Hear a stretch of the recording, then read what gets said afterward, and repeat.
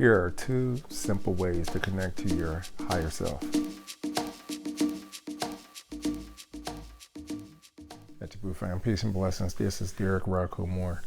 And in this video, I wanted to share 2 ways in which I found to be very helpful in connecting to your higher self. First of all, what is your higher self? Well, in order to actually understand what your higher self is, you have to realize, you have to remember that there are 3 parts of our being. And I'm kind of used to Western terms because they're a little bit more general and more people, they've heard these terms before, okay? So we have 3 parts of our being, 3 parts of our, to our mind. We have the conscious part of our being. This is the part of our being that basically makes choices and decisions. This is also referred to as our spiritual heart or our soul, okay? And that's your conscious. You have your subconscious part of your being. The subconscious part of your being is basically, it controls all of your memories, controls all of your bodily functions, all those functions that basically occur within your body that you do not have any, that you don't directly control, such as the digestion of your food, the assimilation of new cells, and carrying oxygen through your blood and everything. These are all basically, functions that are governed by your subconscious part of your being. All right. Subconscious also goes ahead and it governs all of your likes and dislikes, your memories, habitual behavior, and that's both good and bad. Okay. Because it governs these things, all right, one of the reasons, one of the terms that is used for it is the lower self, okay? This is what it is referred to as your lower self. Your superconscious part of your being, it supersedes all of that, okay? The superconscious part of your being is also known as your divine spark. This is the part that connects us all to the divine. It is also the part that connects us all to, the universe. All right. For this reason, if we're getting intuitive ideas and everything, these ideas are coming from all over the place. Okay. That inspire us to create, inspire us to do better, so forth and so on. Okay.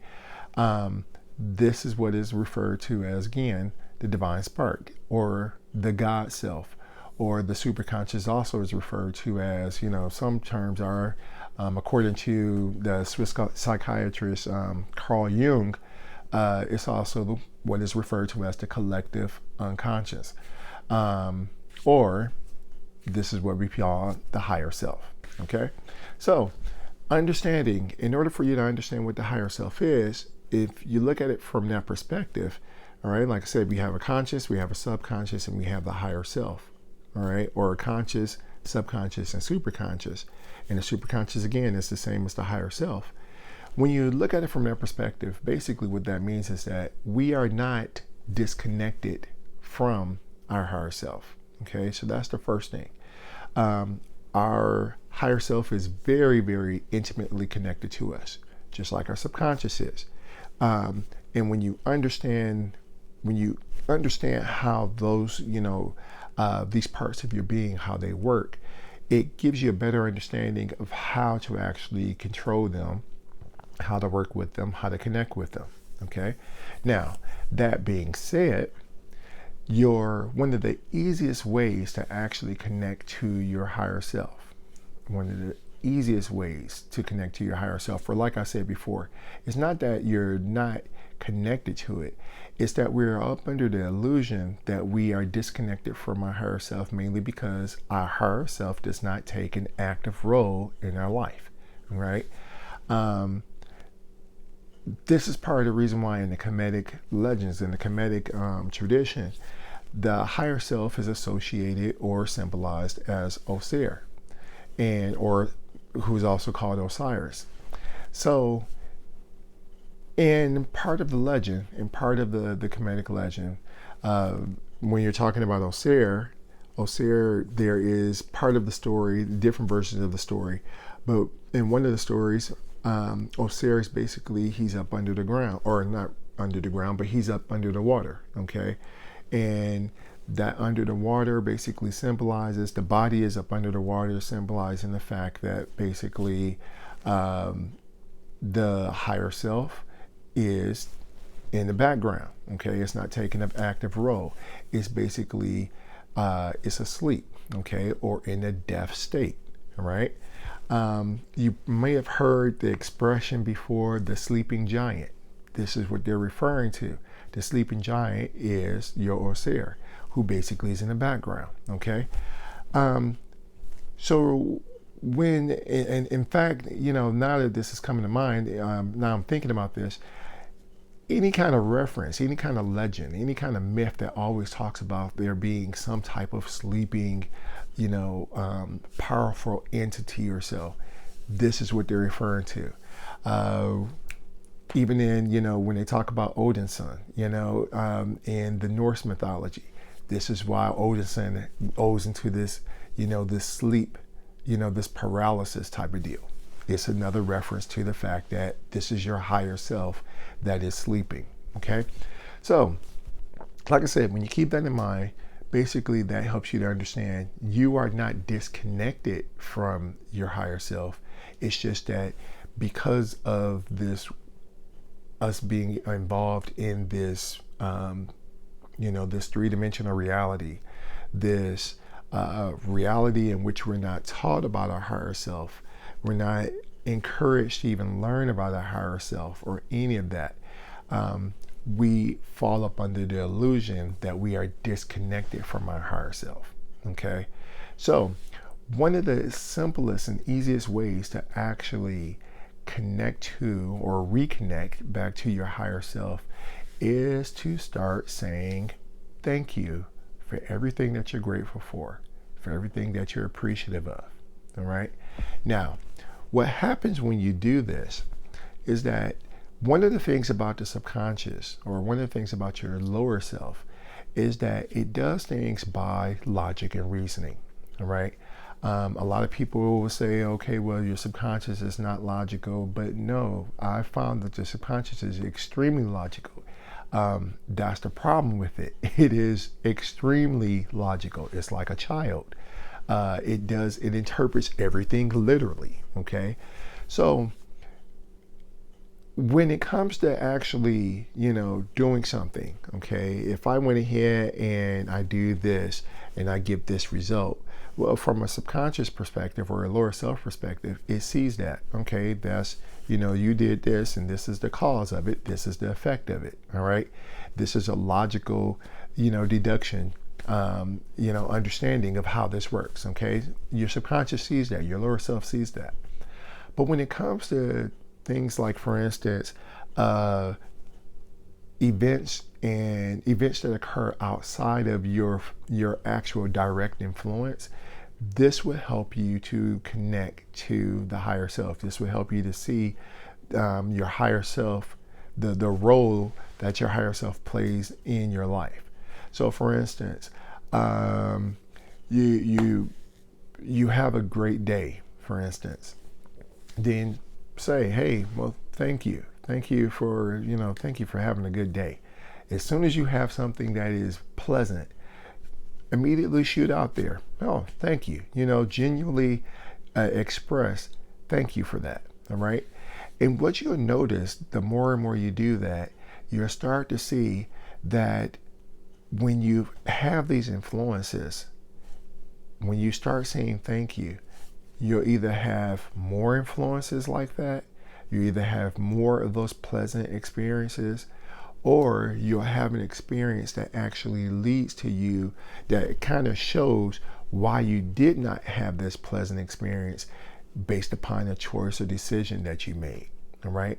And this, like I said, this will cause you, when you start expressing gratitude for everything that you have, for things that you are appreciative of, you'll start seeing the higher self take a more active role in your life. Okay. And this is why we're saying we're not disconnected from our higher self. It's just that we are up under the illusion that the higher self, that we're disconnected from our higher self because our higher self does not take a more active role. In fact, this also brings me back to, in the Kemetic story or in the Kemetic legend, because Osir is symbolized as the higher self, This is one of the reasons why RauKhu, or in Greek Horus, why he fights Set, which is symbolized by the lower self. This is the reason why he fights Set, so that his Osir takes a more active role. Okay, it takes more active role in his life, or in his or her life. All right. Now, so that's one of the ways in which you can actually connect, or like I said, reconnect back to your higher self. Another way to actually reconnect back to your higher self is by understanding your lower self. Part of the reason why it's called the lower self is because it has it's a very intelligent part of our being, but it functions on a very basic, rudimentary level. What I mean by that is it functions basically on a reward and punishment system, right? You simply tell it, hey, okay, this is the reason why when it comes to raising children, if you go ahead and you present, here's the consequences, here's the reward for this, here's the consequences for this, or the punishment for this, it automatically, you'll see their behavior shift. Okay. It's no different from if you have an animal, if you have a pet, if you have, pet dogs or any of those type of animals. Same idea. You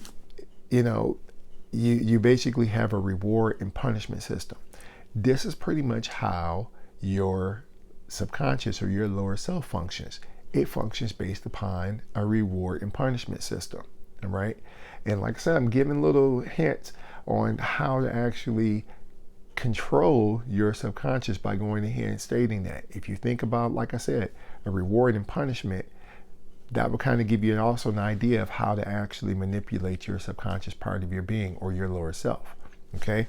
But understanding that your lower self, it functions on the reward and punishment system, means that if you know yourself, your lower self, a lot of times if you if you feel any kind of discomfort, that lets you know that that is your lower self.